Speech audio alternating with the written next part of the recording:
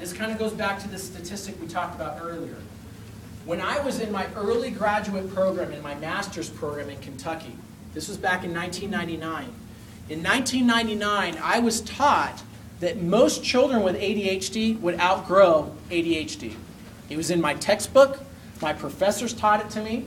We believed that about 70 to 80% of children with ADHD would completely outgrow their symptoms.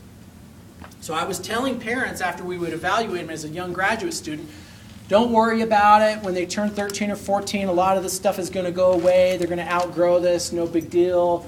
You know, just let's get through elementary and early junior high school. We're going to be just fine, okay? Well, we were wrong, okay? The problem is that you have to go back to where we were getting data from. The literature on adult ADHD, remember, we had to let the children with ADHD grow up to be adults. And we did not start studying ADHD heavily until the 70s and early 80s. So we did not get our literature until the early to mid-2000s, when now we started to see where are these kids now when we were studying them in the 70s and 80s. What is life like them for now? What is life like for them now? Okay? So now we've actually learned that, we were wrong. About only 20 to 30% of children with ADHD will subsequently outgrow those symptoms. What I mean by outgrow is the prefrontal cortex catches up with all the other kiddos, and the prefrontal cortex starts to develop at the same rate as other peers. So they then start to perform much better, and we start to see that improvement around 6th to 7th or 8th grade. So some parents will ask me when I diagnose their 7-year-old, they'll say, well, is my child going to have to be on medication for the rest of his life? And I say, I don't know. Let's find out when he's 7th or 8th grade. Maybe he will, maybe he won't, right? So, but you have to change your mindset about it and think about this, that now we know that only 20 to 30% will completely outgrow it. The other 70 to 80%, what they outgrow is they tend to outgrow the hyperactivity and impulse control issues. So what does continue to be a problem is the difficulty with executive functioning. So adults with ADHD will often tell me, you know, when I was a kiddo, I was really hyper and kind of always on the go, and I gave my teachers in elementary school a really hard time. But now that I'm an adult, I don't seem to have as much of a problem with that, but I still can't organize very well. I still have a lot of difficulty keeping track of things. So what seems to persist into adulthood are, in fact, the executive functioning deficiencies. That seems to be the problem that persists later into adulthood. So you got 20 or 30% chance that those problems will improve.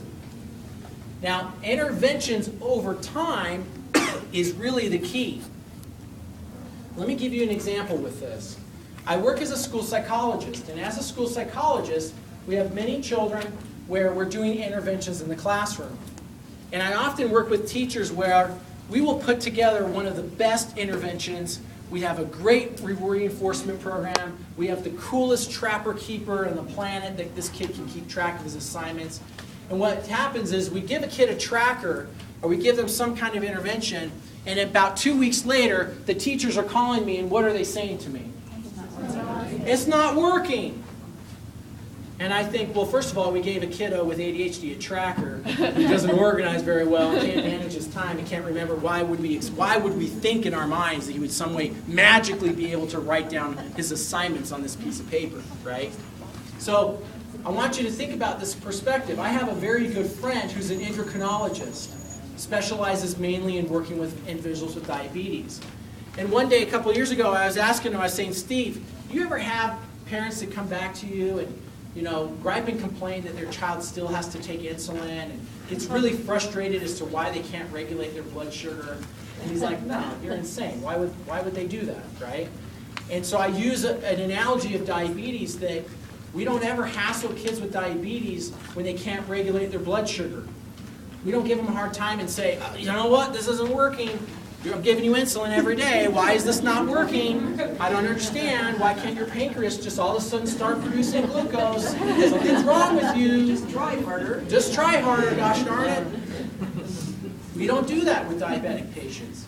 But for some reason with ADHD, we have a belief that if I give you a tracker, you are somehow magically going to get that tracker signed. And you are all of a sudden going to start turning in your homework assignments, and you're all of a sudden going to get straight A's, okay? It's not that the intervention is not working.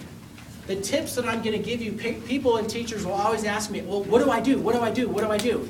And I always tell them, I don't care what you do. I care about how you do it. It's not about what you do. It's how you do it. I have never, that's the truth, I have never seen an intervention program that was wrong. I walk into classrooms all the time. I go into dozens of classrooms a week, and I see teachers doing great things. They've got folders, and they've got all kinds of organizers, and they got pictures, and they got little reminders, and they got all kinds of cues and prompts, and they come to me and they still say, this isn't working. And the first thing you have to do is you must change your mindset. It's not that this isn't working, but this is just like diabetes. We know that only 20 to 30% of these kiddos are going to outgrow it. So if they're only 20 or 30% are going to outgrow it, how come all of a sudden if I hand you a tracker or hand you a folder or hand you some kind of sticker chart, that you're going to magically do these things better, okay? It's the intervention over time. Yes? I have a question. How well have you tried with actually having the kids come up with their own intervention and then constantly modifying it? Because we actually do a similar system.